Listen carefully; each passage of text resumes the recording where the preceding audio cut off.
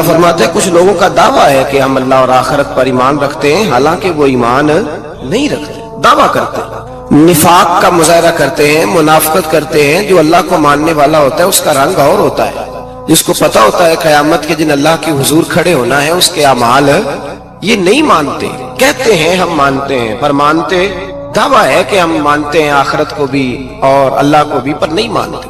قیامت قائم ہونا ضروری ہے، اگر وقوع قیامت نہ ہو تو ظالم کی تو موجیں لگ گئیں، جابر تو موج کرے گا، فاسق اور فاجر تو کہیں گے دنیا میں بھی ہم اپنے اقتدار کے زور پر جیتے رہے، آج بھی ہمیں پوچھنے والا کوئی نہیں۔ عقلاً نقلاً قیامت کا قائم ہونا ضروری ہے۔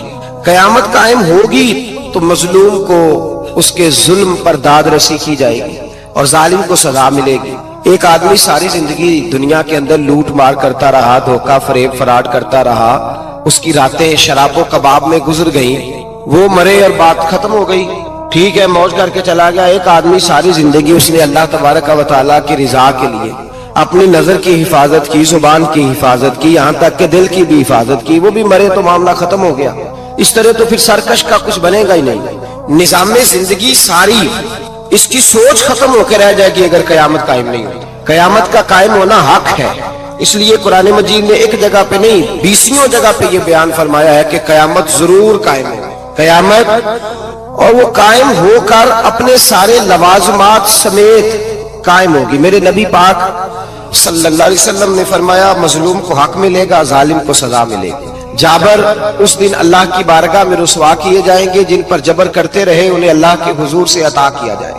قیامت کا وقوع ہونا ضروری ہے، اور قیامت تو جب قائم ہوگی تب ہوگی۔ دنیا میں بھی ایسا ہوتا ہے، ظلم کا انجام ٹھیک نہیں ہوتا، جبر کا انجام، جھوٹ کی زندگی لمبی نہیں ہوتی، دھوکے فریب فراڈ ملمہ سازی، ان چیزوں کی عمریں اللہ نے تھوڑی رکھی ہیں۔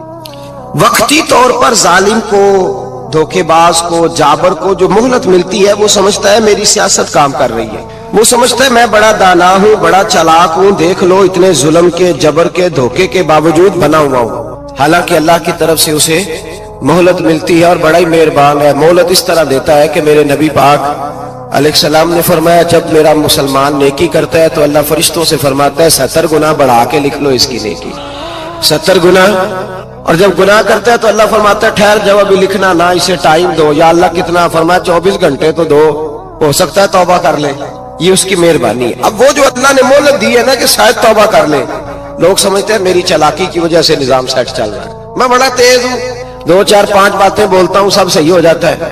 لوگ اس کو اپنی دانائی سمجھ لیتے ہیں، حالانکہ وہ اللہ کی طرف سے۔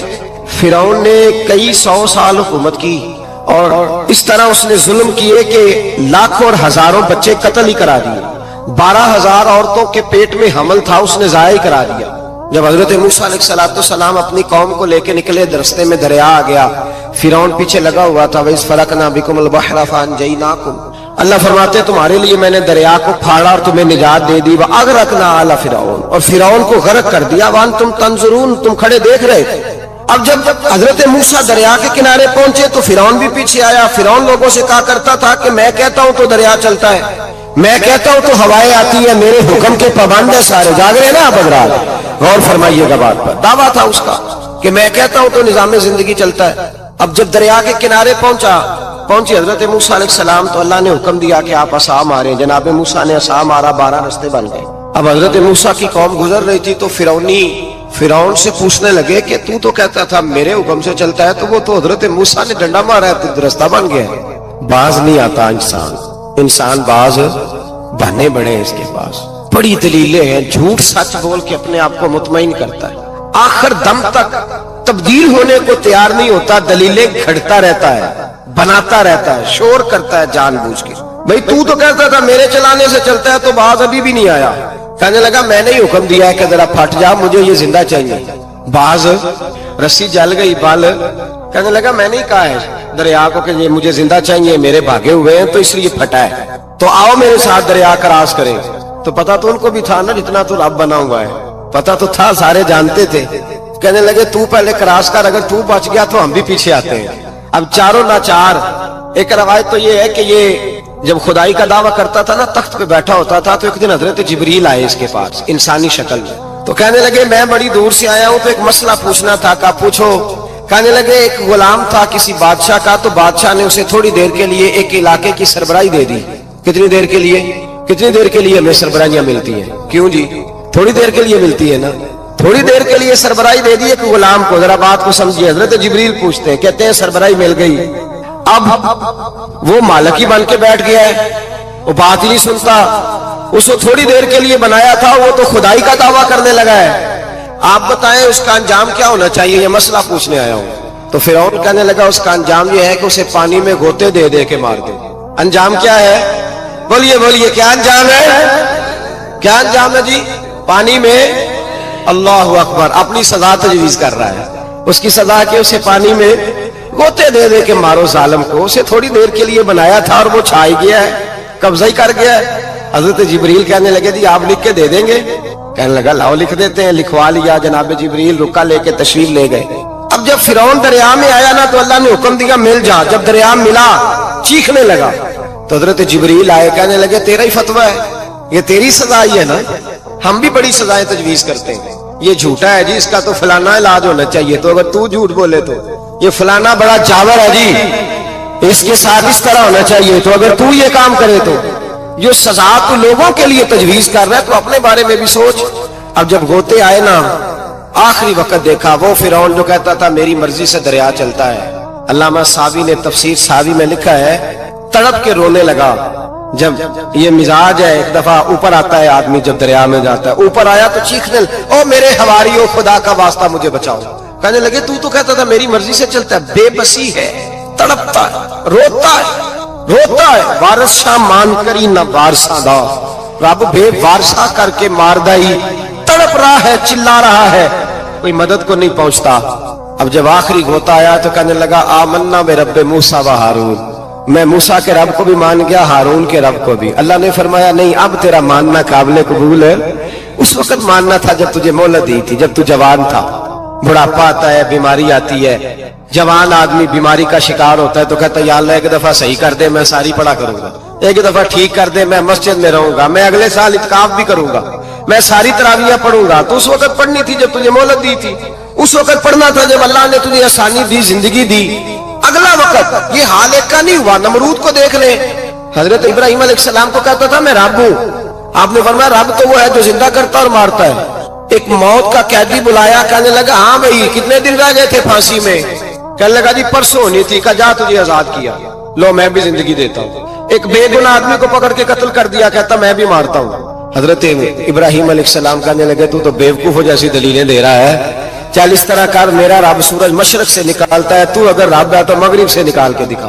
اب دلیل کا جواب کوئی نہیں تھا تو کہنے لگا پکڑو اور آگ میں ڈال دو. اللہ کے نبی کو آگ میں ڈالنے والا. یہاں ایک مچھر بیٹھا ہے, 400 سال حکومت کی اور خدائی کا دعویٰ کیا. یہاں مچھر بیٹھا تھا, چھینک آئی تو مچھر اندر چلا گیا. پہلے دربار کا ادب یہ تھا کہ جو آئے سجدہ کرے. اب اس کے سر پہ کوئی چیز مارتا تھا تو اسے سکون ہوتا تھا. مچھر تھوڑی دیر کے لیے اس کا دماغ چھوڑتا تھا. او بھائی یہ اس دھرتی پہ اللہ نے لوگوں کو نظارے دکھائے اور ہمیں سمجھانے کے لیے دکھائے. ہمیں تفکر کی, غور کی دعوت دی کہ دیکھ لینا, اپنے عمل کو پرکھنا. تمہارے عمل حضرت موسیٰ کے فرما برداروں جیسے ہیں, جناب ابراہیم کے فرما برداروں جیسے ہیں, یا بن کے بیٹھ گئے ہو. اب دربار کا ادب یہ ہے, بے بسی کا یہ حال ہے کہ جوتے لٹکتے ہیں دربار میں, جو آتا ہے جوتا کھینچتا ہے. اور ادب یہ ہے کہ 10 جوتے نمرود کے سر پہ مارو. اور 400 سال جوتے لگتے رہے. روتا تھا, جو آدمی آتا تھا منتیں کرتا تھا, کہتا تھا کہیں سے کوئی دوائی مل جائے گی. پاگلوں جیسی زندگی گزاری, پاگلوں جیسی سخت. وہ تو حساب, وقوع قیامت تو حساب ہوگا ہی. یہاں لوگ پاگل ہو کے مرتے ہیں, معذاللہ نفسیاتی مریض ہو کے مرتے ہیں. یہاں آخری وقت اتنا سخت آتا ہے کہ دنیا موت کی دعائیں مانگتی ہے. میرے بھائی جب انسان ظلم کرتا ہے تو بھول جاتا ہے کہ شاید مجھے پوچھے گا کوئی نہیں. جب وہ زیادتی کرتا ہے تو بھول جاتا ہے. جب وہ کسی کا حق کھاتا ہے تو وہ کہتا ہے شاید اس کا تو وارث ہی کوئی نہیں جس کو میں لوٹ رہا ہوں. لیکن جب اللہ کی پکڑ آتی ہے, حجاج بن یوسف ظالم تھا, اس نے اچھے کام بھی کیے تھے. قرآن پاک پر زیر زبر آراب حجاج بن یوسف نے لگوایا. محمد بن قاسم کو ہندوستان سندھ کے علاقے فتح کرنے بھی حجاج بن یوسف نے بھیجا تھا. ساری خوبیاں اپنی جگہ پر, ظالم بہت بڑا تھا.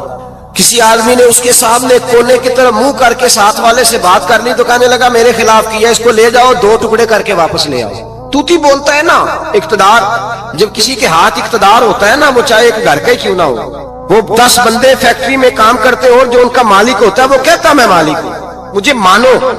جب تو صاحب اقتدار ہوتا ہے نا، جب تو سسر بن کے بیٹھتا ہے اور کسی غریب گھر کی بہو آتی ہے 2-4 تو کہتا میرا اقتدار ہونا چاہیے، جب میں کھانسنے لگوں تو ہر آدمی کے ہاتھ میں ٹشو پیپر ہونا چاہیے، جب میں بولنے لگوں تو بندے ہوئے ہاتھوں سے ہر آدمی جی جی کرتا ہوا کھڑا ہونا چاہیے۔ جس آدمی کا، اور یہ کام بہو بھی کرتی ہے کئی دفعہ، وہ بھی کہتی ہے کہ تمہیں پتہ نہیں میں کتنا لمبا چوڑا جہیز لے کے آئی ہوں، جب میں سونے کے لیے اپنے بیڈ روم میں جاؤں تو خبردار بوڑھے بابے کو اجازت نہیں کہ وہ کھانسے۔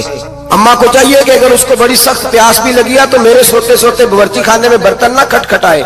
جو جہاں بھی جس اسٹیج پہ بھی بیٹھتا ہے وہ کہتا ہے کوئی نہیں مجھے پوچھنے والا، میں مطلق العنان ہوں۔ جوان بوڑھوں کا مذاق اڑاتے ہیں، سمجھتے ہیں شاید کبھی بوڑھے نہیں ہونا، مذاق اڑاتے ہیں۔ تندرست لوگ بیماروں کا مذاق اڑاتے ہیں، شاید کبھی بیمار نہیں ہونا۔ حجاج بن یوسف ظالم تھا، ظلم کرتا تھا، زیادتی کرتا تھا۔ حضرت سعید بن جبیر ایک تابعی بزرگ تھے، اتنے بڑے بزرگ تھے کہ ساری رات نماز پڑھتے تھے، سارا سال روزہ رکھتے تھے۔ ایک دن انہوں نے ممبر پہ بیٹھ کے کہا کہ حجاج ظلم سے باز آ جائے ورنہ اللہ کی لاٹھی بڑی بے آواز ہے۔ اللہ کی لاٹھی، اس کا کیا مطلب ہوتا ہے؟ اس کا مطلب ہے جب رب کی لاٹھی چلتی ہے تو اس کی آواز، جی اس کا پہلے کوئی پیغام، وہ پہلے اعلان نہیں کرتا کہ تگڑے ہو جاؤ لاٹھی چلنے لگی ہے، لاٹھی چلتی ہے پر اس کی آواز، سمجھ آ رہی ہے میری بات کی؟ جمعۃ الوداع کے لیے تشریف لانے والے احباب خاص غور فرمائیے گا۔ حجاج بن یوسف کو پتا چلا کہ حضرت سعید بن جبیر نے میرے خلاف بات کی، بلا لیا، کہنے لگا تو نے میرے خلاف بات کی ہے؟ فرمانے لگے کی ہے۔ کہنے لگا تجھے پتا ہے میں قتل کر دوں گا؟ آپ فرمانے لگے نہ تو زندگی کا مالک ہے نہ موت کا مالک ہے، تو کیسے قتل کر؟ کہنے لگا تجھے پتا ہے میرا؟ فرمایا میں نے تجھے نہیں، میں نے تو کئی شداد، کئی حماد، کئی قارون، کئی فرعون، کئی نمرود دیکھے، کئیوں کی داستانیں سنی، تو کون ہے؟ تو چھوٹا سا ہے۔ ایک جملہ ہے ملا جلال الدین رومی کا، بڑے درویش تھے، ایک بات کہہ گئے، کہنے لگے نمرود جتنے پیسے نہیں، فرعون جتنی حکومت نہیں، قارون جتنی دولت نہیں، ورنہ فرمانے لگے میرے زمانے میں بھی کئی لوگوں کا خدا بننے کو دل کرتا ہے، کئی لوگوں کا دل کرتا ہے، لیکن نمرود جتنے پیسے، فرعون جتنی طاقت اور قارون جتنی دولت نہیں، ورنہ ہو سکتا ہے لوگ دعویٰ کر جائیں معاذ اللہ ثم معاذ اللہ۔ یہ آج سے کئی 100 سال پہلے وہ کہہ رہے ہیں، آج تو حالات بڑے ابتر ہیں، اس کی نسبت خطرناک۔ فرمانے لگے حضرت سعید بن جبیر تو زندگی موت کا مالک نہیں، کہنے لگا پکڑو، قتل کرو اسے، لے جاؤ۔ جب پکڑ کر کھینچ کر لے جا رہے تھے نا تو حضرت سعید بن جبیر مسکرانے لگے۔ اب ظالم کے سامنے مسکرائے تو اس کو بڑا غصہ آیا، یہ میرا مذاق اڑاتا ہے؟ بلا لیا، ادھر آؤ، کیوں مسکرا رہے ہو، کیا ہوا؟ تو حضرت سعید بن جبیر کہنے لگے میں مسکرا رہا ہوں تیری بیوقوفی پر اور اپنے اللہ کی دی ہوئی ڈھیل پر، میں مسکرا رہا ہوں کہ یا اللہ کیا بات ہے، کیا تیرا شان ہے، کیسے لوگوں کو ڈھیل دی ہوئی ہے، میں مسکرا رہا ہوں تیری بیوقوفی پر کہ تو سمجھتا ہے شاید مجھے پوچھنے والا کوئی نہیں۔ کہنے لگا اس کو باہر نہ لے جاؤ، میرے سامنے قتل کرو۔ ٹھیک ہے جی، قتل کرنے لگے تو حضرت سعید بن جبیر نے منہ کعبے کی جانب کر لیا، انی وجہت وجہی للذی فطر السماوات والارض حنیفا وما انا من المشرکین۔ جب آپ نے یہ آیتیں پڑھی نا کہ میں نے منہ کر لیا ہے اپنے رب کی جانب، کرو مجھے قتل، کہنے لگا نہیں نہیں، اس کا منہ پھیرو، کعبے کی طرف ہو کے قتل نہ ہو، ہے ظالم پر پاگل ہو گیا ہے۔ حضرت سعید بن جبیر کے حوصلے نے شکست دے دی، ناکام ہو گیا، مخبوط الحواس ہو، کہنے لگا اس کا منہ پھیر دو۔ جب کعبے سے پھیرا تو آپ فرمانے لگے للہ المشرق والمغرب فانما تولى فثم وجه اللہ۔ اللہ فرماتا ہے تو مشرق اور مغرب سارا ہی اللہ کا ہے، جدھر بھی منہ کرو گے ادھر اللہ ہی اللہ ہے، جدھر بھی منہ کرو گے ادھر اللہ ہی اللہ ہے، چاروں جانا پھیر دے، جدھر منہ پھیرنا ہے تو نے پھیر دیا منہ۔ حضرت سعید بن جبیر کے گلے پہ خنجر رکھا تو آپ نے ہاتھ اٹھائے، کہنے لگے اے اللہ میرے بعد اسے کسی اور پر مسلط نہ کرنا، میرے بعد کسی اور پر مسلط نہ، بس میں آخری ہوں۔ جب آپ ذبح ہوئے تو اتنا خون نکلا کہ لوگ کہتے ہیں جتنا اونٹ کے وجود سے نکلتا ہے، تر ہو گیا سارا اس کا دربار۔ ایک سمجھدار آدمی کو بلا کے کہنے لگا اتنا خون میں نے بڑے بندے قتل کرائے ہیں پر اتنا خون نہیں نکلا۔ تو وہ کہنے لگے لوگ مر جاتے ہیں، مرتے وقت ڈر جاتے ہیں، سہم جاتے ہیں، خون سکڑ جاتا ہے، لگتا ہے یہ شخص جب دنیا سے گیا ہے تو ڈٹ کے گیا ہے، یہ ڈٹ کے گیا ہے دنیا سے۔ حجاج بن یوسف رات کو سویا तो तड़प के उठा। क्या हुआ? घर वाले कहने लगे क्या हुआ? कहने लगे सईद बिन जुबैर ख्वाब में आया और कहते हैं उठ मुझे बता तूने मुझे क्यों कत्ल किया, बता बता क्यों मारा। अगली रात फिर सोया तो वही ख्वाब, फिर सोया तो वही।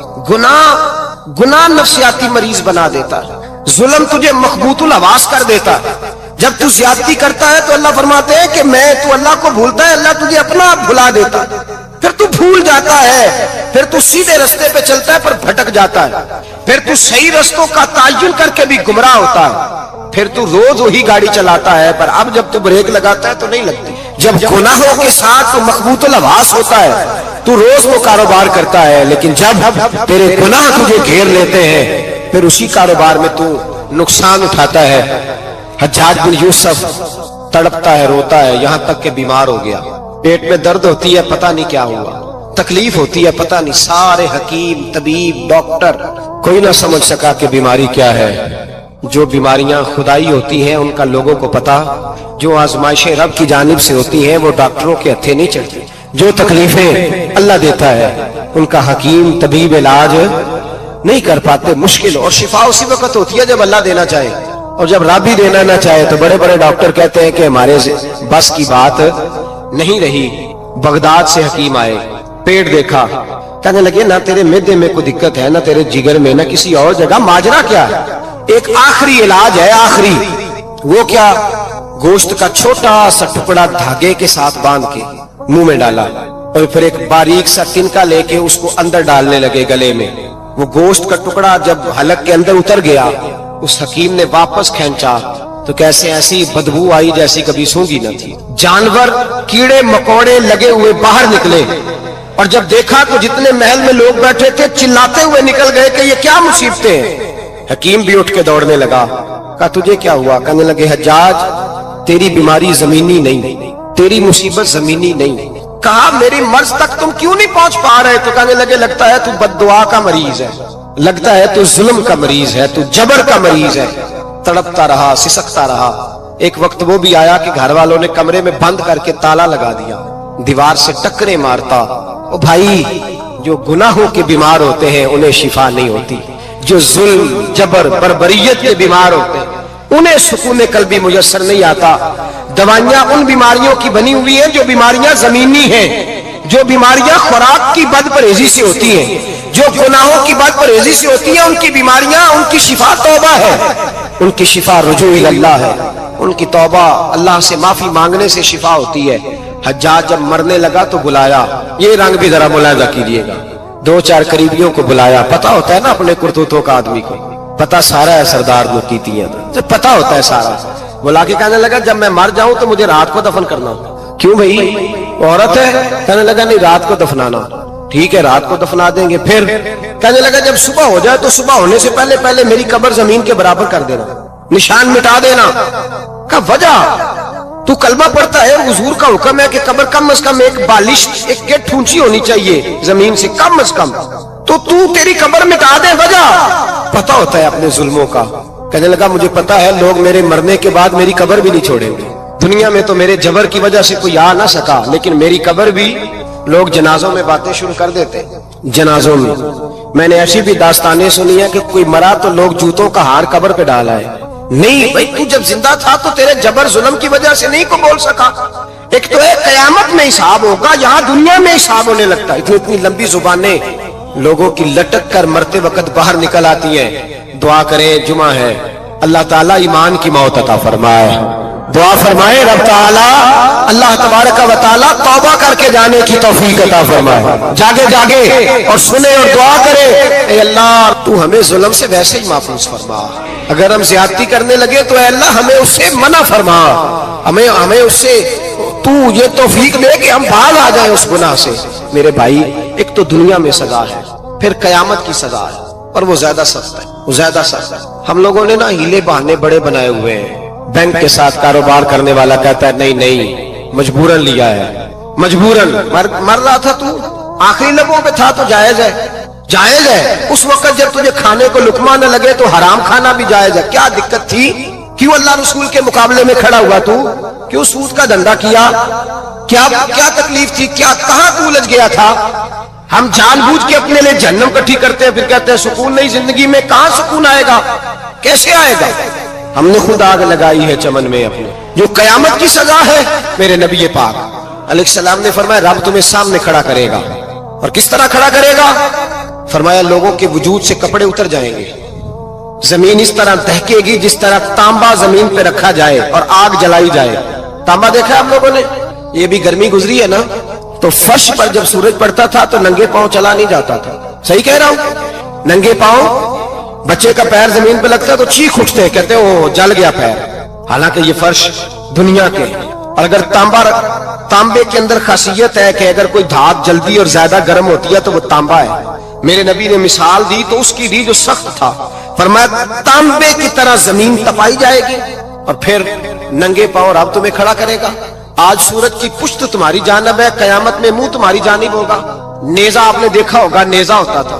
فرمایا یہ جو تم نیزے دیکھتے ہو صرف 1.25 نیزے کے برابر سورج قریب آ جائے گا اور پھر اللہ تمہیں سامنے کھڑا کر کے تم سے سوال جواب کرے گا. اور حضور نے کہہ دیا ہے تو اب کسی نعت خواں کے کہنے سے بات بدل سکتی، کسی پیر کے کہنے سے جملہ بدل سکتا، کسی خطیب کے کہنے سے فکر نہ کرنا وہ سامنے جنت پڑی ہے، اب بات بدل سکتی. خدا کی رحمت پر بھروسہ رکھنا ضروری ہے، نبی پاک کی شفاعت کی امید رکھنا. بولیے. لیکن جو حضور نے بیان کیا ہے اس کو ماننا بھی یہ بھی ضروری ہے. میرے نبی پاک نے فرمایا اللہ تم سے حساب لے گا اور اللہ پوچھے گا، تم نے جواب دینا ہے. حضور کس کس شے کا؟ فرمایا جو پہنتے ہو اس کا جواب نہیں دینا، جو کھاتے ہو اس کا جواب نہیں دینا، جو اللہ کے راستے میں دیتے ہو اس کا جواب، باقی ہر شے کا جواب دینا ہے. ادھر جو پلاٹ ہے اس کا بھی جواب دینا ہے، اور جو وہ جو بچوں کو پیسے بتائے ان کا بھی جواب دینا ہے، جو چھپائے ہیں ان کا بھی. ثم لتسألن یومئذ عن النعیم. جو کمیٹی اپنے محلے میں ڈالی ہے اس کا بھی جواب دینا ہے، جو سسرال کے علاقے میں ابا جی سے چوری ڈالی ہوئی ہے اس کا جواب بھی، سب کا جواب دینا ہے، تمام حساب کتاب. اور اللہ فرماتے ہیں میں سامنے کھڑا کر کے ہر سوال کا تجھے جواب، تجھے ہر سوال کا جواب. اچھا یہ جو بڑے لوگ تھے وہ حساب سے ڈرتے تھے، ہم چھوٹے لوگ ہیں ہم حساب سے ہم نہیں ڈرتے، ہم کہتے ہیں دیکھی جائے گی. بڑے لوگ جو تھے وہ حساب سے. حضرت ابوبکر صدیق دعا کرایا کرتے تھے، دعا کرو اللہ مجھ سے حساب نہ پوچھے. حضرت عمر فاروق رضی اللہ تعالیٰ عنہ اپنے بیٹے سے کہتے تھے بیٹا اپنے باپ کے لیے رحمت کی دعا کرنا، میں درگزر والا ہوں، میں حساب والا کوئی نہیں. بڑے لوگ ڈرتے تھے، بڑے لوگ. حضرت عثمان غنی قبر پہ کھڑے ہوتے تھے تو داڑھی آنسوؤں سے بھیگ جاتی. غلام کہتے ہیں حضور 3 دفعہ نبی پاک نے آپ کو جنت کی بشارت دی، 3 دفعہ بشارت دی ہے تو آپ کیوں اتنا روتے ہیں؟ عثمان غنی فرماتے جس رسول نے مجھے جنتی کہا ہے اسی محبوب نے مجھے فرمایا تھا عثمان قبر آخرت کی منزلوں میں سے پہلی منزل ہے. اور آپ فرماتے میرے تو کمرے میں دیا گل ہو جائے تو مجھے ڈر لگتا ہے، اس میں تو مکمل اندھیرا ہے. آپ فرماتے کھڑکیاں بند ہو تو دم گھٹنے لگتا ہے، اس کو تو دروازہ ہی کوئی نہیں، روشن دان تک نہیں. بھائی جو بڑے تھے وہ ڈر رہے تھے. مولا علی شیر خدا نماز کا وضو کر کے کانپتے تھے، کانپتے. علی آپ مرحب کے سامنے نہیں کانپے، خیبر کا دروازہ اکھاڑتے نہیں کانپے، بدر احد خندق حنین اور خیبر میں نہیں کانپے، تو یہاں آپ فرمانے لگے مالک کے سامنے جاتے ہوئے ڈر آتا ہے. بڑے لوگ کانپتے تھے، بڑے لوگ. آج کون سا جمعہ ہے؟ سارے بولیے. حالانکہ یہ اگلے سال دوبارہ آئے گا، ہمارا نہیں پتا کہ ہم ودا ہو جائیں کہ کیا بنے. یہ کون سا جمعہ ہے؟ آیا جمعہ الوداع، آئے ہم پڑھے. آج ایک فکر لے کر کے جانا، ایک سوچ. جہاں روز رات کو بیٹے کی ٹینشن، بیٹی کی ٹینشن، بھائی کی ٹینشن، پوتے کی ٹینشن ہوتی ہے نا، ایک ٹینشن اور اپنے آج ایک ٹینشن بڑھا لو، قبر کی ٹینشن پیدا کر لو، قیامت کی تھوڑی سی فکر کر لو، تھوڑی سی ایک لمحے کے لیے صحیح تھوڑا خیال پیدا کرے. حضرت حسن بصری نام سنا ہوا ہے نا، یہ حضرت علی کے شاگرد ہیں. نبی پاک کے گھر میں آ جاتے تھے کئی دفعہ، بچے تھے جب. حضرت حسن بصری تابعی ہیں. فرماتے خانہ کعبہ میں عمرہ کرنے گیا، طواف کعبہ کر رہا تھا تو بڑا عجیب منظر ہوا، رات کی تنہائی ہوئی. اس وقت کئی دفعہ طواف بند بھی ہوتا تھا اس لیے کہ رش کم ہوتا تھا تو رات کو سب سو جاتے. کہتے رات ذرا گہری ہوئی تو لوگ اپنا اپنا خیمہ لے کے جاتے تھے. اب تو ہوٹل ہے نا تو خیمے لگتے تھے، لوگ خیمہ لے کے جاتے تھے، جہاں جگہ ملتی تھی خیمہ لگا کے رہتے تھے. فرماتے میں رات کو سویا خیمے میں، ایک دردناک آواز آئی، میٹھی ہے دھیمی ہے پر درد بڑا. کوئی رونے والا رو کے کہتا ہے اللہ حساب قیامت میں مجھ سے نہ لینا، اے اللہ تنہائی میں جتنا مرضی حساب لینا پر لوگوں کے سامنے نہ لینا. اور پھر کہتا ہے اللہ फजल तो तब करे जब तू मेरा हिसाब पूछे ही ना। फिर चंद मिनट गुजरे तो फिर वो रोने लगा। मेरे कानों में आवाज आई, कहने लगा अल्लाह हिसाब तो उनका लिया जाता है जो हिसाब के काबिल होते हैं। आला हजरत कहते हैं ना, रजा से तू क्या हिसाब लेगा, रजा भी किसी हिसाब में है। ऐ अल्लाह मैं काबिल नहीं, मुझसे हिसाब ना लेना। कहते थोड़ी देर गुजरी तो फिर वो रोने लगा। फिर जरा सांस संभले तो फिर कहने लगा ऐ अल्लाह मैं तो लोगों को कोई बंदा हिसाब पूछ ले तो नहीं दे सकता, मैं तुझे कैसे हिसाब दूंगा। फिर तड़पने लगा। कहते थोड़ी देर गुजरी तो फिर एक लफ्ज उन्होंने कहे, रोने वाले ने, कहने लगे अल्लाह देख तेरे महबूब का फरमान है जो माफी मांगे तो उसे माफ कर दिया करता है। ऐ अल्लाह मैं माफी मांगने आया हूं और मस्जिद नहीं आया, मैं काबातुल्लाह ही आ गया हूं। कहते वो इतना रोए कि चीख आई उनकी, और जब धड़ाम से कोई जमीन पे गिरा तो मैं परेशान हुआ कि अब तो बेहोश हो गया। फरमाते हैं मैं जोर से उठा फटाफट और उस शख्स की तरफ बढ़ा। मेरे दिल में ख्याल है कोई गुनाहगार है बेचारा, तो चलो मैं भी दुआ करता हूं, इसको कहता हूं बेटे फिक्र न कर, अल्लाह तेरी मदद करेगा। फरमाते मैं गया इस नीयत के साथ कि मैं कहूंगा चलो उठो तुम भी दुआ करो, मैं भी करता हूं, अल्लाह हमसे हिसाब ना पूछे। कहते मैं गया तो वो शख्सियत बेहोश पड़ी थी, काले स्याह बाल उनके चेहरे पे बिखरे हुए थे। कहते लोगों जब मैंने जुल्फे हटाई चेहरे से तो मेरा वजूद कांपने लगा आसमान टूट पड़ेगा, जमीन फट जाएगी, सितारे बिखर जाएंगे, आग बह जाएंगे समुंदर। फरमाते मेरी चीखें निकल गई। ये कोई गुनाहगार तो नहीं, ये तो हजरत फातिमा के पोते इमाम ज़ैनुल आबिदीन है, ये तो इमाम हुसैन का वो बेटा है जो करबला में तन्हा बचे थे। फरमाते मैं इमाम का चेहरा देखा तो भाग के आया और मैंने अपनी दाढ़ी उनके पैरों के साथ मस की और मैंने कहा हुजूर उठिए। इमाम उठे तो मैंने कहा शहजादे तेरे तो इशारे से अल्लाह कई गुनाहगारों को बख्शेगा, तेरी तो दुआ से अल्लाह बख्शेगा, ये क्या कर रहे हो। तो इमाम ज़ैनुल आबिदीन कहने लगे हसन बसरी इधर आ यार, इधर आओ बुजुर्गो, मेरे दादा के पास रहने वाले हो, मैंने ना आज ही सुना है कि उसका अजाब बड़ा सख्त है, आओ मेरे लिए दुआ करो, अल्लाह पाक मुझसे हिसाब ना पूछे। कहा हुजूर ना करें। अब फरमाने लगे तुझे नहीं पता कुछ चीजें ऐसी हैं कि रब ने अगर हिसाब पूछा तो मैं वाकई जवाब नहीं दे पाऊंगा, चल कर मेरे लिए दुआ। कहते मैंने हाथ बांधे हुजूर मैं नहीं करता, उठा कह। फरमाते मैंने हाथ उठाए, मैंने कहा अल्लाह तेरे रसूल का शहजादा है, ये तेरे रसूल का शहजादा है, ये कह रहा है तो फजल कर। ओ भाई जो बड़े थे वो तो तड़पते थे, सिसकते थे। बू अली हीती कहते खाना काबा में पत्थर पे सर रगड़ रगड़ के कोई बूढ़ा कह रहा था ऐ अल्लाह अव्वल तो हिसाब ना लेना और अगर लेना तो मुझे अंधा करके उठाना, मैं तेरे नेक बंदों के सामने शर्मिंदा नहीं। इकबाल रो पड़े। इकबाल कुछ लोगों ने लिखा है ये आखिरी रुबाई है डॉक्टर इकबाल की, आखिरी, इसके बाद शायद उसने कलाम ने कुछ सीरत निगारों का ख्याल है। इकबाल मदीने की तरफ मुंह करके कहने लगे तू गनी अज़हर दो आलम मन फकीर, अल्लाह तू गनी है मैं तो फकीर हूँ, रोज मख्शर उज़्र हाय मन पजीर।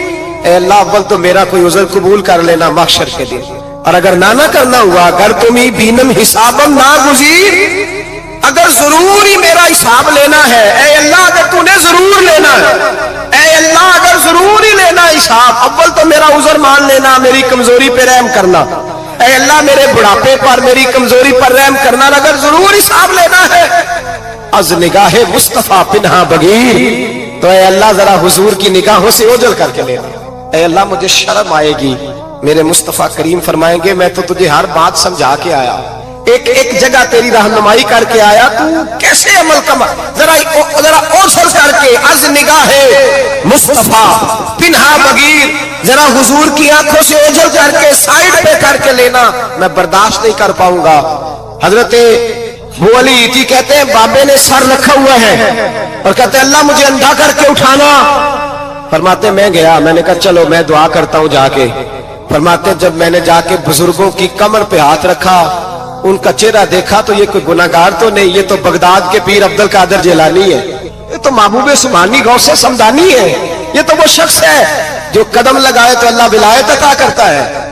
जो बड़े थे वो डर रहे थे। मोइनुल मिल्लत वद्दीन अताए रसूल हिंदुल वली गरीब नवाज हजरत ख्वाजा मोइनुद्दीन अजमेरी रहमतुल्लाह अलैह, ख्वाजा कुतुबुद्दीन बख्तियार काकी को तन्हाई में बुला के कहने लगे मोइनुद्दीन सैयद ज़ादा है, मोइनुद्दीन हुजूर के खानदान में पैदा हुआ है। मोइनुद्दीन से इसके पीर को बड़ी उम्मीदें थी। मोइनुद्दीन को रसूल पाक ने हिंदुस्तान भेजा था, पर कुतुबुद्दीन यार मोइनुद्दीन तबलीग का हक नहीं अदा कर सका। हजरत ख्वाजा कुतुबुद्दीन कहने लगे हुजूर 90 लाख तो मुसलमान कर दिए, और क्या हक था? फरमाया नहीं, जब तू तहज्जुद की नमाज पढ़े ना बेटा, अपने लिए दुआ मांगना तो खुदा से कहना मौला मेरे पीर की कोताहियां माफ कर। वो जिस एजाज का था वो काम नहीं कर सकता। जो बड़े थे उनकी तो बातें बड़ी थी। ये जो हम छोटे आए हैं ना, नए टिकटें देते फिरते हैं, टिकटें। बेनमाजी जाहिल अनपढ़ पीर टिकटें बांटता है लोगों को, तू भी बख्शा है, तू भी बख्शा है। वो 90 लाख लोगों को राय हक पर लगा के भी कहते थे नहीं, हक तो ये है कि हक अदा ना हुआ, हक तो ये है कि हक कोई शाही पल्ले नहीं, डटा हुआ खड़ा है मुसलमान, डटा हुआ। ये हिसाब सुने। किसी ने हजरत अबू हुरैरा से कहा कि कोई ऐसी हदीस सुनाओ जो आपको भी बड़ी महबूब हो। हजरत अबू हुरैरा ने चीख मारी, रोने लगे और बेहोश हो गए। फिर हिलाया, पानी पिलाया, उठे, कहा हुजूर बात की थी, हदीस सुनाए। फिर रोने लगे। हमें तो नहीं ना रोना आता, हमें तो तब आता है जब बेटा बात ना माने, हमें तो तब आता है जब कारोबार में नुकसान हो जाए, हमें तो तब रोना आता है जब हमारा कोई दोस्त हमारे बारे में गलत बात कर दे, बेइज्जती दुनिया की हो जाए। हजरत अबू हुरैरा 3 दफा होश आया, 3 दफा रोए और कहने लगे अजीजों ये वो वाली हदीस है कि मैं सोचता भी हूं तो मैं तड़प उठता हूं। कहा कौन सी हदीस? तो हजरत अबू हुरैरा कहने लगे मैंने नबी पाक से सुना है कयामत में सबसे पहले उलमा का हिसाब होगा, सबसे पहले उलमा का। रब करीम फरमाएगा तुम्हारी दीन के नाम पर बड़ी मौजें थी, तुम्हारे बड़े पोस्टर छपते थे, लाइनें बना के लोग तुम्हारे हाथ चूमते थे, लोग तुम्हारी घड़ी को भी चूमना अपने लिए सादत समझते थे। बताओ मेरे रसूल के नाम पर खाने वालों क्या करके आए हो? अमल बताओ, अमल। मौज बड़ी की ना तुमने, बताओ अमल। उलमा आलिम अर्ज करेगा अल्लाह मैं जगह जगह तेरे रसूल के दीन की बात करता था, मैं कुरान के दर्स देता था, मैं रातें बेदार रह के तैयारियां करता था, मैं जो बन सका किया। रब फरमाएगा नहीं, तूने तो इसलिए किया था कि लोग तुझे पीर साहब कहें, मौलाना साहब कहें, तेरे नारे लगाए तो लगे नहीं फिर तेरे नारे, फिर लोगों ने लंबे लंबे अलकाबात पुकारे नहीं तेरे। हुजूर सैयद आलम अलैहिस्सलाम फरमाते पहला हिसाब उसका लेगा जो आलिम कहलाता था। रब पूछेगा तुझे ताकत दी, हिम्मत दी, बोलने की सलाहियत दी, अपने फजल से दी, बता क्या कमा के आया है। हजरत अबू हुरैरा रोते कहते हैं मैं भी तो हदीसें सुनाता हूं, मैं भी तो आलिम हूं, मेरे पीछे भी तो लोग भागते हैं। लोगों बताओ अगर अल्लाह ने अबू हुरैरा से पूछा तो क्या जवाब देगा? अल्लाह फरमाएगा उलमा के लिए बुखारी मुस्लिम है, इन्हें उठाओ और जहन्नम में डाल दो। इमाम गजाली फरमाते अगर किसी आलिम को सजा मिली तो सबसे सख्त आलिम को मिलेगी। दुआ फरमाए अल्लाह मेरे जैसे लोगों को हिदायत का रास्ता अता फरमाए, और जो कहते हैं समझते हैं अल्लाह उस पर अमल की तौफीक अता फरमाए। फरमाया हजरत अबू हुरैरा ने दूसरे नंबर पर सखी अल्लाह की बारगाह में खड़ा किया गया, मालदार। रब फरमाएगा बोल कुछ ऐसे भी थे जिनके पास शाम की रोटी नहीं थी, तुझे मैंने तेरी तिजोरी भर के तुझे दौलत अता की, तुझे विरासत में मैंने मुरब्बे दिए, जायदादें दी। बता वो कुछ वो थे सवेरे मजदूरी करने जाते थे, कमा के लाते थे, हजारों रुपया तेरी बैंक में पड़ा था, बता क्या किया तूने? ऐ अल्लाह मैंने मस्जिद में दिए, मदरसे में दिए, 30 दिन इफ्तारियां पकाता रहा। अल्लाह फरमाएगा तू झूठ बोलता है, तू सारा कुछ इसलिए करता था कि लोग तुझे सखी कहे। हाँ हाँ तेरा ऐलान हुआ मस्जिद में, लोगों ने कहा वो देखो कितने पैसे दे रहा है, इसका वो देखो नाम लिखा हुआ है अस्पताल के एक कोने में कि ये वाला ब्लॉक फलां सेठ साहब ने बनाया, ये देखो लिखा हुआ है कि ये कमरा मदरसे का इसने बनाया, तो लिख दिया गया, नारे लग गए, अब जा दौड़ जा। अल्लाह जहन्नम में फेंक देगा। फरमाया फिर शहीद खड़ा किया जाएगा। हाँ भाई तुझे ताकत दी, हिम्मत दी, बता कहां खर्च की, कहां? अल्लाह शहीद ही हो गया। फरमाया वो तो इसलिए हुआ था कि लोग तुझे शहीद कहें, बहादुर कहें, तेरे नाम पे रोड का नाम रखा जाए, तमगाए हुस्ने कारकर्दगी मिले, सो मिल गया। मेरे लिए बता क्या करके आया है मेरे लिए? इसे उठाओ और जहन्नम में फेंक दो। भाइयों अजाब कड़ा है, अजाब सख्त है, हिसाब सख्त है, और जो हिसाब लेने वाला है उसको। मैं ना तरावी हो रही थी तो कारी साहब ने एक सूरह यासीन शुरू की, वमताजुल यौमा अय्युहल मुजरिम। अल्लाह फरमाता है क़यामत में मैं कहूंगा मुजरिम जो है ना वो सफों से बाहर आ जाए, सफों से बाहर आ जाए। एक हमारे फिजिक्स के टीचर होते थे तो बड़ी सख्त छड़ी मारते थे, तो जब वो कद भी बड़ा था, जलाल भी बड़ा था और उसूल बड़े अच्छे इंसान थे लेकिन सख्त थे, तो मुझे याद आता था कि जब वो सवेरे आके कहते थे जिसने काम नहीं लिखा वो बाहर निकल आए। दो किस्म की चोट लगती थी। एक तो ख्याल ये आता था कि शर्मिंदगी बड़ी होगी कि सारे स्टूडेंट बैठे हैं और 2 3 4 उनको कहा वहां मुर्गे बन जाओ, बड़ी शर्म आती थी। और फिर जब वो मारते थे तो इतना सख्त मारते थे कि कई दिन तकलीफ रहती थी, बताया नहीं जाता था। वो स्टूडेंट बताते थे कि यार इससे बचो किसी भी तरीके, और किसी का काम रह भी जाता था, कहते थे इस पीरियड की ड्यूटी सबक याद करके आना है। सख्त टीचर के बारे में तेरा मेरा ये रवैया है। तो याद आ रहा था जब वो कह रहे थे ना वमताजुल यौम अय्युहल मुजरिमून, तो मैं सफ में खड़ा था तो 2 कतरे मेरे बह गए आंसू के। मुझे साथ बच्चा कहने लगा तबीयत ठीक है। मैंने कहा तबीयत तो ठीक है, कुछ याद आ गया है कि मैदान महशर में यहाँ तो छुपे हुए है ना ऐब, छुपे हुए। और भाई रब बड़ा करीम है, ऐबों के बावजूद नवाजता है।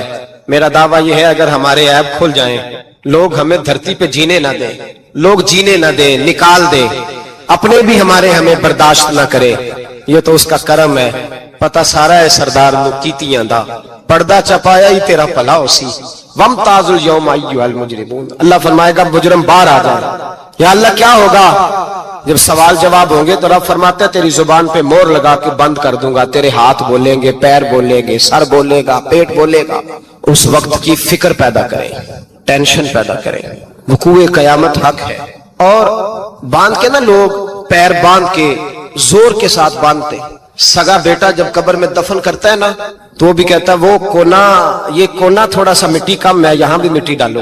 पहले लोग रोजाना जाते हैं, फिर हफ्ते के बाद, फिर महीनों बीत जाते हैं। कुछ कब्रें ऐसी भी हैं जिन पे खड़े हो तो लगता है कब्रें रो रही हैं और कहती हैं जाओ मेरे घर वालों से जाके कहो कोई फेरा ही लगा जाए। तो एक दफा आए तो सही, कोई मिट्टी नहीं डालता।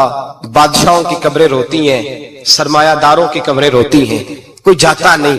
इतने इतने मोटे सुराख है कब्रों में, आप अपने शहर के कब्रिस्तान फिर के देख ले, सुराख है। ओ भाई हजरत मौला अली शेर खुदा कब्रिस्तान गए तो पहले रोने लगे, फिर कहने लगे कब्रों वालों क्या हाल है तुम्हारा? तो आप फरमाते हैं मुर्दा मुझे अंदर से बोल के कहने लगा अली कफन फट गया, हड्डियां टूट गई, माल तो दे आए थे वारसों को पर हिसाब हमें देना पड़ रहा है, तू बता पीछे क्या हालात है? तो हजरत अली कहने लगे तुम्हारी बीवियों ने और निकाह कर लिए, तुम्हारे दोस्तों ने नए दोस्त बना लिए, तुम्हारी औलादों ने तुम्हारे बगैर जीना सीख लिया, तुम्हारी जायदादें बट गईं, तुम्हारा पैसा तकसीम हो गया। पहले तो कोई तुम्हारा नाम लेता था, अब तो तुम्हारा जिक्र खत्म हो गया। अब तो 1-2 नस्ल तक तुम्हारा जिक्र था, अब तो तुम्हें याद ही कोई नहीं करता। कहते हैं लोग यहाँ कोई रहा करता था, यहाँ कोई हुआ करता था, अब तो तुम किस्सा पारीना, किस्सा माजी हो गए। हिसाब का वक्त करीब है, करीब आ गया वक्त। अल्लाह फरमाते इक़्तरब लिन्नासि हिसाबुहुम वहुम फी गफलतिन मुरिदून। फरमाया हिसाब का वक्त करीब आ गया है तो अभी भी गाफल है। जुमातुल विदा, एक परेशानी लगाने का इरादा था, बड़ी परेशानी अब पाली है, एक परेशानी और पाल लो। जिसको ये परेशानी लग जाए उसकी अमल संवरने लग जाता है। ये परेशानी पाल लो कि अगर मुझे हिसाब देना पड़े। हजरत उमर का फरमान, आप फरमाया करते थे अपना हिसाब खुद कर लो, कबल इसके कि अल्लाह तुम्हारा हिसाब करे। खुद कर लो अपना हिसाब, खुद खाते ठीक करके रखो, चेक करके रखो। मेरी दुआ है अल्लाह पाक हमें उनमें शामिल करे जिनको वो माफ करने वाला है। नहीं जानते ये तो कयामत में राज खुलेगा ये किस शान वाला आदमी। हजरत अब्दुल्ला इब्ने मसूद रदी अल्लाह ताला के हजरत उबई बिन काब की शान क्या है, वो किस पाए के कारी कुरान है। लेकिन चूंकि एतराफ करता हूं हमने सहाबा किराम अलैहिम रिदवान की अजीम जिंदगियों से उस तरह से कौम को आशना नहीं किया जो हमारी जिम्मेदारी थी। मैं आपको सच बताऊं, जिंदगी संवारने के लिए, रहमदिली पैदा करने के लिए माल और दौलत इसका हकीकी मसरफ क्या है ये समझने के लिए मखलूक खुदा के साथ एक मोमिन का रवैया क्या होना चाहिए, इसको समझने के लिए और जिंदगी को कैसे समेट के रखना है اپنے آپ کو کیسے بچا کے رکھنا ہے، کس خوبصورتی کے ساتھ محتاط انداز میں قدم آگے بڑھانا ہے، یہ اگر کسی نے سیکھنا ہے تو سیدنا صدیق اکبر سے سیکھے۔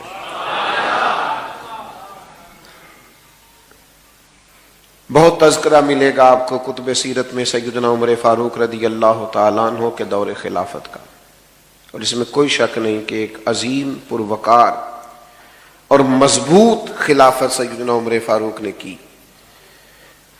اسلامی حدود کو 24 لاکھ مربع میل تک پھیلا دیا، بہت ساری فتوحات ہوئیں، لیکن آپ کبھی تاریخ کے ورق الٹ کر دیکھیے، آپ کو پتہ چلے گا کہ یہ جو مضبوط خلافت حضرت عمر نے کر کے دکھائی ہے نا، یہ مضبوط خلافت انہیں دی سیدنا صدیق اکبر نے۔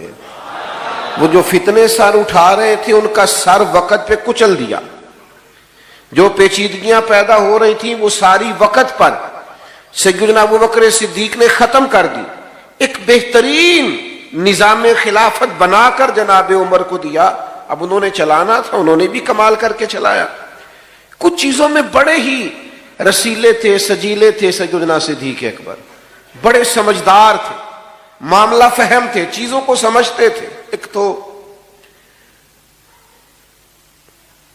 لوگوں کا خیال ہے مال کمانا فن ہے، لوگ سائیڈ بزنس کرتے ہیں، دیکھتے ہیں کون کامیاب چل رہا ہے، اس سے جا کے گزارش کرتے ہیں کہ یار مجھے بھی شامل کر لیں، پھر دیکھتے ہیں آج کل کون سا کاروبار ٹھیک ہے، اس کاروبار میں شامل ہو جاتے ہیں۔ لوگوں کا خیال ہے پیسے کمانا فن ہے، لیکن بزرگ فرماتے ہیں کہ کمانا بھی فن ہے پر خرچ کرنا اس سے بڑا فن ہے، یعنی کہاں لگانا ہے، کس ترتیب سے لگانا ہے، بندہ کنجوسی سے بھی بچے اور اسراف بھی نہ ہو، اور وہ مال کو صحیح جگہ پہ خرچ کرنے میں کامیاب ہو جائے، یہ بھی فن۔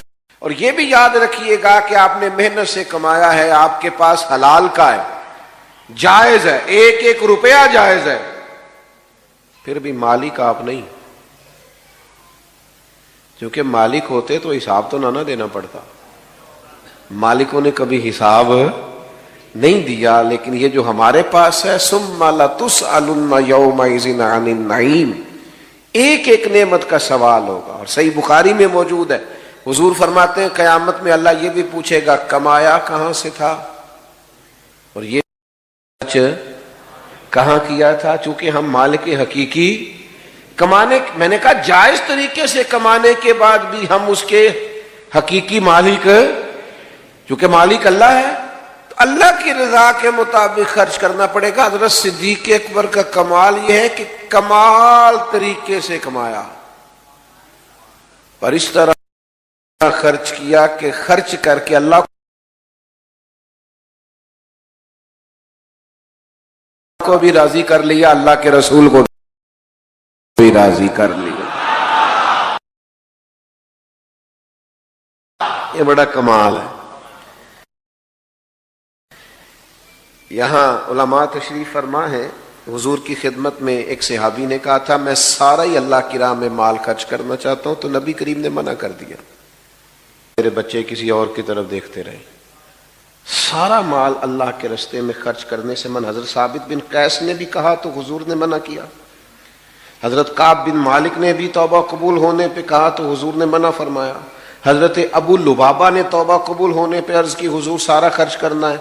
چلیں جن کا مطالعہ زیادہ ہے وہ شاید کچھ اور نام بھی پیش کر سکیں، نبی کریم صلی اللہ تعالی علیہ وسلم نے کل مال، ایک موقع پہ حضرت سعد بن ابی وقاص نے بھی کہا تو فرمایا چوتھا حصہ دو، باقی اپنے بچوں کے لیے چھوڑ دو، وہ بعد میں کسی کے سامنے ہاتھ پھیلائیں تو یہ درست نہیں ہے۔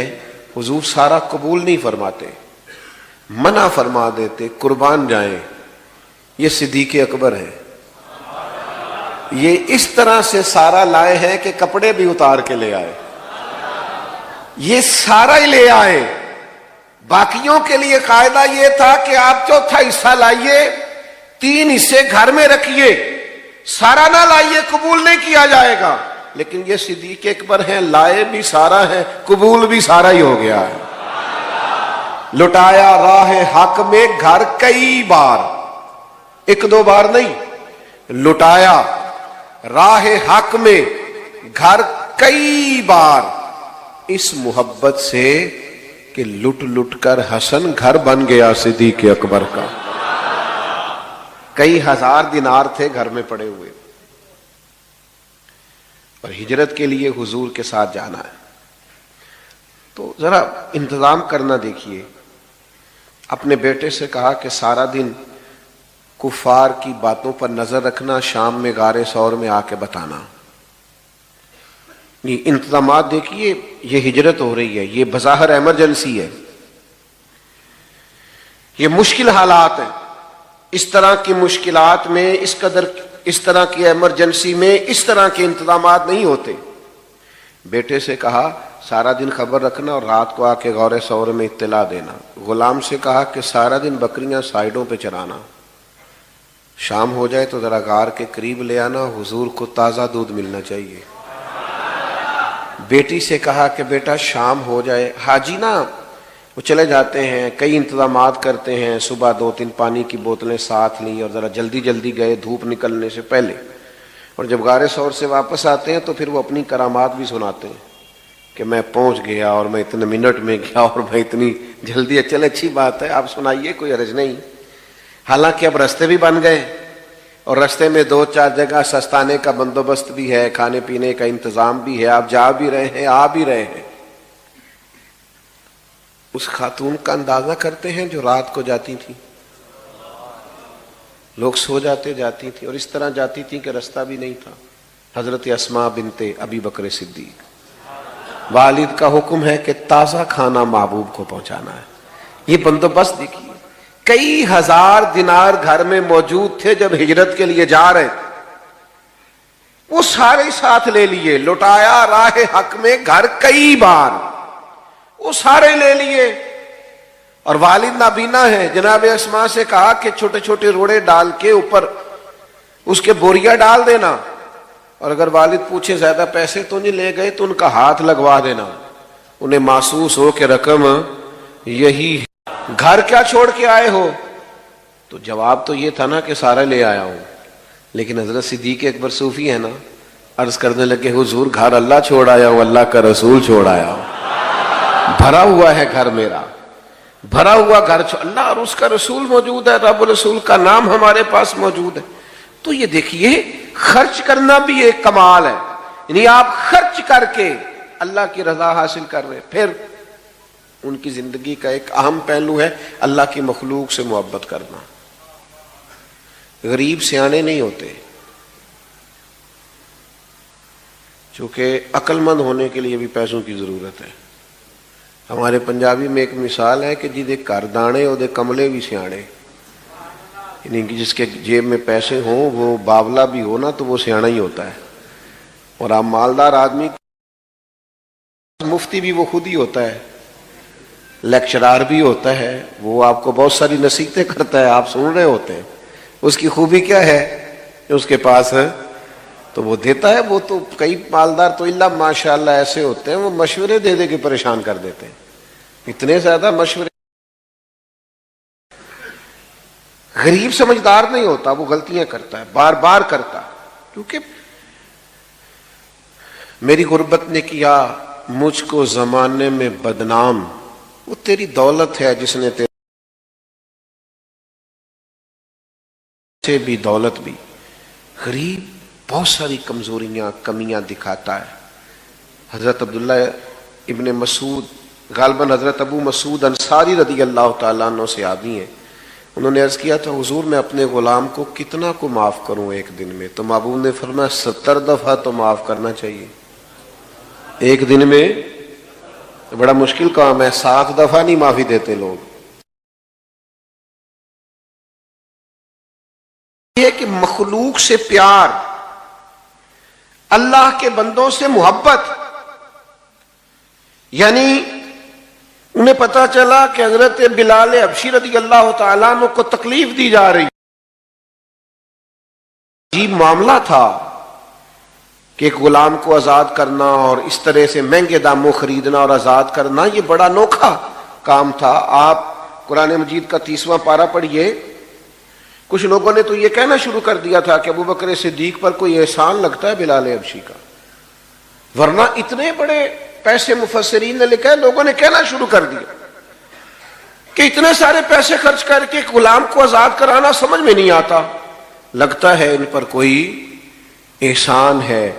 تو اللہ نے قرآن مجید میں فرمایا کوئی احسان نہیں، وہ تو رب کی رضا چاہتے ہیں۔ بھائی مخلوق سے محبت محض اللہ کی رضا کے لیے، محض اللہ کی رضا کے لیے۔ آپ کے والد نے آپ سے کہا بھی، اور صرف حضرت بلال حبشی کو نہیں خریدا، کئی غلاموں کو خریدا، والد نے کہا بھی کہ بلال آپ کچھ ایسے لوگوں کو خریدیں جو بعد میں آپ کا احسان مانتے ہوئے آپ کے کام بھی آئیں۔ تو حضرت صدیق اکبر نے کہا میں جو کر رہا ہوں رب کی رضا کے لیے کر رہا ہوں۔ اور اس پر تھوڑی معنویت پیدا کی زندگی میں، معنویت، یعنی 3 دن ہوئے تھے حضرت صدیق اکبر کے وصال کو۔ حضرت عمر فاروق رضی اللہ تعالیٰ عنہ امیر المومنین بنے، تو حضرت عمر فرماتے ہیں 3 دن ہوئے تھے ابھی ان کے وصال کو، تو 2-3 بچیاں چھوٹی چھوٹی روتی ہوئی آئیں اور مجھ سے آن کر کے کہنے لگی کہ آپ خلیفہ بنے ہیں۔ میں نے کہا میری ڈیوٹی لگی ہے۔ تو کہنے لگی چلیے پھر عصر کے بعد ابو بکر صدیق ہمارے گھر آیا کرتے تھے۔ تو حضرت عمر فرمانے لگے میں نے ان سے کہا بیٹا آپ کے گھر کس لیے؟ تو وہ کہنے لگی کہ ہمارا نا بھائی کوئی نہیں اور ہم یتیم ہیں، والد بھی انتقال کر گئے، ہمارے گھر میں کچھ بکریاں ہیں۔ جناب صدیق اکبر روز آتے تھے اور بکریوں کا دودھ دھو کے ہمیں دے جاتے تھے، کچھ پی لیتی تھیں، کچھ بیچ کے گزارا کر لیتی تھی۔ 3 دن ہو گئے ان کے وصال کو، میری بہنیں اور میری اماں روتی ہیں، بکریوں کا دودھ کون دھوئے گا؟ پتہ چلا ہے آپ امیر المومنین بنے ہیں تو چلیں گے؟ تو حضرت عمر فاروق اٹھے اور داڑھی مبارک پر آنسوؤں کے قطرے گرنے لگے، فرمانے لگے بیٹا مجھے تمہارے گھر کا نہیں پتا، تم آگے آگے چلو میں پیچھے پیچھے چلتا ہوں۔ ابھی گلی سے گزر ہی رہے تھے کہ ایک صحابی ملے، کہا امیر المومنین کہاں جا رہے ہیں روتے ہوئے؟ تو جناب سیدنا عمر فرمانے لگے یار یہ ابو بکر صدیق میرے لیے رستہ ہی بڑا مشکل کر گئے، کتنا مشکل رستہ بنا گئے، جگر راہ وفا میں نقش ایسے چھوڑ آیا ہوں کہ جس منزل دیکھیے نا کس ترتیب سے مخلوق خدا کا پیار ہے کہ خاتون ہے اور گھر میں کام کاج کرنے والا کوئی نہیں، اور امیر المومنین جا کے جھاڑو دے رہے ہیں کسی کے گھر میں۔ لوگوں کو آج ملتا ہی نہیں کہ بھلا ہم خدمت کریں تو کہاں سے شروع کریں، وہ جھاڑو دے رہے ہیں، برتن دھو رہے ہیں، پانی بھر کے لا رہے ہیں، خدمت کر رہے ہیں۔ او بھائیو ان لوگوں سے رستے پوچھو، اپنے لیے اہداف کا تعین کرو۔ یہ کشادہ رستے دے رہے ہیں، غیر مبہم اور واضح رستے دے رہے ہیں، ہمیں بتا رہے ہیں کہ اس طرح کر کے آنا اللہ راضی ہو جائے گا، یہ رستہ ہے اس کے قرب کے پانے کا۔ لیکن اگر مزاج اس طرح کا ہوگا تو پھر بات آگے بڑھے گی۔ اگر طبیعت اس طرح کی ہو، کچھ لوگ ایسے ہوتے ہیں جو نیکی اور تقوی کا مزاج بنا لیتے ہیں، وہ کبھی کبھی نیکی نہیں کرتے، نیکی ان کے مزاج کا حصہ ہوتی ہے اور بڑی سہولت سے ان سے نیکی ہوتی ہے، وہ مزاج کے نیک ہوتے ہیں۔ ہمارے ہاں تو لوگ خود ہی طے کر لیتے ہیں جی نہیں میں دنیا دار ہوں، حضرت میں کیسے آپ کو بتاؤں ہم دنیا دار لوگ ہیں۔ تو میں نے کہا دین میں تو کوئی دنیا داری نہیں، رزق حلال کمانا تو دین ہے۔ سچا تاجر تو قیامت کے دن نبیوں کے ساتھ ہوگا۔ آپ نے کس کو دنیا بنا لیا ہے؟ ہاں آپ بددیانتی نہ کیجیے، یہ دنیا داری ہے، جھوٹ نہ بولیے، یہ دنیا داری ہے، دھوکہ نہ دیجیے، یہ وہ چیزیں ہیں جو دنیا داری کے عرف میں آج کل غلط طریقہ اختیار کر کے کسی چیز کا حصول کرنا، یہ تو دنیا داری ہے۔ لیکن آپ سراپا نیکی بنیے، مزاج نیکی والا ہو، طبیعت نیکی والی ہو۔ نیکیاں تو ہر روز انسان کے پاس موجود ہوتی ہیں، دین نے تو ہر وقت خیر کرنے کا کہا ہے، نیکیوں میں ایک دوسرے سے سبقت لے جانے کا کہا ہے۔ مزاج نیکی کا ہو، طبیعت نیکی کی ہو، ارادہ نیکی کا ہو، حسن نیت کے ساتھ انسان آگے بڑھنا چاہتا ہو تو اس لیکن اگر ارادہ نہیں ہے تو پھر ٹھیک ہے، لوگوں نے بعض نیکیاں بعض چیزیں اپنے حساب سے طے کر لی ہیں، وہ اپنے حساب سے نیکی کرتے رہتے ہیں، اپنی ترتیب کے حساب سے چلتے ہیں، ٹھیک ہے، آپ کیجئے اس کام کو، کوئی منع نہیں کرتا۔ اور بعض ایسی چیزوں کو بھی لوگ نیکی بناتے ہیں جس کو ترجیحاً بعد میں ہونا چاہیے تھا، اور ترجیح فرائض کو واجبات کو دینا چاہیے تھی۔ اپنے حساب سے لوگ نیکیوں کو طے کرتے ہیں، لیکن جن کا مزاج پرہیزگاری والا ہونا، یعنی حضور نے فرمایا، یہ دیکھیے گا ذرا، فرمایا جنازے میں شرکت کس کس نے کی ہے؟ تو حضرت صدیق اکبر عرض کرنے لگے، حضور آپ نے پوچھا ہے تو بتا دیتا ہوں، میں آج جنازے میں گیا تھا۔ بھئی آج مسکین کو کھانا کس کس نے کھلایا؟ یا رسول اللہ یہ توفیق بھی اللہ نے مجھے عطا کی ہے۔ حضور نے پوچھا آج نفلی روزہ کس کس نے رکھا ہے؟ تو حضرت صدیق اکبر عرض کرنے لگے، حضور آپ کے غلام کو اللہ نے توفیق عطا فرمائی۔ آپ بات کو سمجھیں، اس کے لیے وہ بہت سارے لوگ کہتے ہیں میں نیک بننا چاہتا ہوں، تو میں کہتا ہوں کہ یہ تو اللہ نے آپ کی فطرت میں رکھ دیا، نیکی کیا ہے؟ مجھے بتائیے، نماز فرض ہے، اس کے لیے پی ایچ ڈی کرنے کی ضرورت ہے؟ سب کو پتہ ہے فرض ہے۔ ماں باپ کے ساتھ نیکی کرنی ہے، اس کے لیے کیا ماسٹر کی ڈگری ہونا ضروری ہے؟ سب کو پتہ نہیں۔ حلال حرام کی طبیعت تو تمیز تو انسان کے مزاج میں ہوتی ہے، اس کے لیے آپ کا ایم فل کا اسکالر ہونا ضروری نہیں۔ آپ کو پتہ ہے میں جاب کر رہا ہوں، اس میں یہ چیز میرے لیے حلال ہے اور یہ میرے لیے پتہ ہوتا ہے کہ نہیں ہوتا؟ تو بھئی آنکھوں میں پٹھی باندھ لینا، جھوٹی تسلیاں دینا، اپنے آپ کو دیتے رہے، گزارا کرتے رہے۔ ہر آدمی نے اپنے آپ کو مطمئن کرنے کے لیے کوئی نہ کوئی دلیل رکھی ہوتی ہے، رکھیں، لیکن نیکی کا مزاج انسان کی فطرت میں شامل ہوتا ہے، وہ نیکی کرے۔ یا رسول اللہ میں نے نفلی روزہ بھی رکھا ہے، مسکین کو کھانا ہے، جنازہ بھی پڑھا ہے۔ تو بھائی جناب صدیق اکبر کی سیرت سے سیکھیے، مال کے خرچ کرنے کا کمال اپنی زندگی میں پیدا کیجیے، خرچ کرنے کا فن اپنی زندگی میں۔ مجھ سے ناراض نہ ہونا، ہمارے ہاں نا والدین پر خرچ کر کے بھی لوگ بتا رہے ہوتے ہیں کہ ابا جی کو آج میں نے کرایا، تو بھئی آپ کے ابا جی تھے، آپ نہیں کرانا تھا؟ بات سمجھ رہے ہیں؟ یہ بتانے والی بات ہے۔ ابا جی آپ کے ہیں تو کس نے کرانا تھا؟ نوجوان نے عرض کی، یا رسول اللہ مجھ سے میرے والد میرا مال مانگتے ہیں۔ تو شارحین حدیث نے لکھا ہے یہ وراثت کا مال نہیں تھا، اس کا اپنا کمایا ہوا۔ ابا جی مانگتے ہیں، تو حضور نے جواب کیا دیا؟ فرمایا تو بھی اپنے باپ کا ہے، تیرا مال بھی تیرے باپ کا ہے، مانگنے کی کیا بات ہوئی؟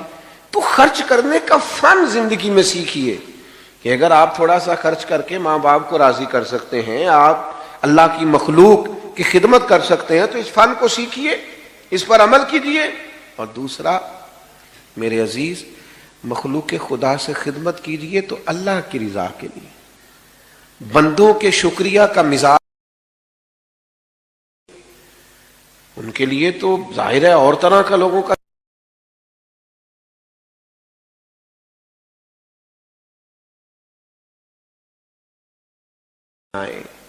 آپ گندے ہوئے ہوں، آپ کی طبیعت ہو، یعنی جو نیکی بھی آپ کو ملے، نبی کریم علیہ السلام نے فرمایا تم نے نیکی کو حقیر نہیں سمجھنا، کچھ نہ ہو سکے تو اپنے بھائی سے مسکرا کے بات ہی کر لینا، اللہ صدقے کا ثواب عطا کر دے گا۔ نیکیاں اکٹھی کرتے رہو۔ تو صحابہ کی زندگیاں کشادہ رستوں کا پتہ دیتی ہیں، صاف ستھرے رستوں کا تعین ہے۔ یہ جو لوگ کہتے ہیں نا کہ ہم کدھر جائیں اور کس طرح چلیں، تو بھائی ادھر آؤ اور اس طرح چلو، جو رستہ ان لوگوں کا ہے تیرے غلاموں نجات، تو کیا بھٹک سکے جو یہ سراغ لے کے چلے، اس رستے پہ چلیے، صحابہ اور اہل بیت کے طریقوں پر عمل کیجئے۔ اور ایک بات ہمیشہ اپنے ذہن میں رکھیے کہ ہمیں ان سے سیکھنا ہے، ان کی ڈگریاں نہیں چیک کرنی۔ نہیں سمجھ آئی مسئلے کی؟ ٹیچر آیا نا کلاس میں پڑھانے کے لیے، بات ختم کرنے لگا تھا تو ایک بات ذہن میں آ گئی، میں نے کہا کر دوں۔ ٹیچر آئے نا، چلیں آپ سمجھ لیں کہ فرسٹ ایئر کی کلاس بیٹھی تھی، تو ٹیچر نے آ کے کہا اردو کی کتابیں نکالیے۔ تو اردو کے ٹیچر آئے تو اب ایک صاحب اٹھ کے پوچھیں ان سے کہ سر آپ پڑھانے کے لیے آئے ہیں تو آپ ایم اے اردو ہیں، اور اگر آپ ایم اے ہیں تو پھر آپ یہ بتائیے کہ ایم فل کیا ہوا ہے آپ نے، اور اگر آپ نے ایم فل کیا ہوا ہے تو یہ بتائیے آپ میرٹ پہ ہیں کہ سفارش؟ میرا خیال ہے ٹیچر ہاتھ باندھ کے سوالوں کے جواب دے گا، دے گا؟ تو کہے گا تو نکلنا کلاس سے پہلے باہر۔ اللہ کے بندے یہ مجھ سے پرنسپل سوال کرے تیرا حق نہیں بنتا، بات کی سمجھ آ رہی ہے؟ یہ تیرا حق، یہ مجھ سے پرنسپل پوچھے گا تو کون ہے؟ تو شاگرد ہے؟ یہ پرنسپل سوال کرے تیرا حق نہیں بنتا، بات کی سمجھ آ رہی ہے؟ یہ تیرا حق، یہ مجھ سے پرنسپل پوچھے گا تو کون ہے؟ تو شاگرد۔ کشادہ رہیں گے، اللہ تعالیٰ توفیق عمل عطا کرے۔ آخر دعوانا الحمدللہ۔ آپ دعا کریں۔ اللہم صلی علی سیدنا و مولانا محمد معدن الجود والکرم وآلہ وبارک وسلم۔ اللہ ہماری حاضری قبول فرما۔ جناب سیدنا صدیق میں غلاموں کا نذرانہ قبول فرما، ان کے رستوں ان کے طریقوں پر چلنے کی توفیق عطا فرما، ہمارے گناہوں کو معاف فرما، ہماری غلطیوں سے درگزر فرما، علم نافع عمل صالح کی توفیق عطا فرما، سجدوں کا ذوق، عبادتوں کا شوق، اپنی یاد کی توفیق عطا فرما۔ اللہ کریم بیماروں کو شفا عطا فرما، مقروضوں کو بار قرض سے رہائی نصیب فرما، تنگ دستوں کے رزق میں وسعت فرما، امت کے حق میں رحمت والے فیصلے فرما، عالم اسلام کی مدد فرما۔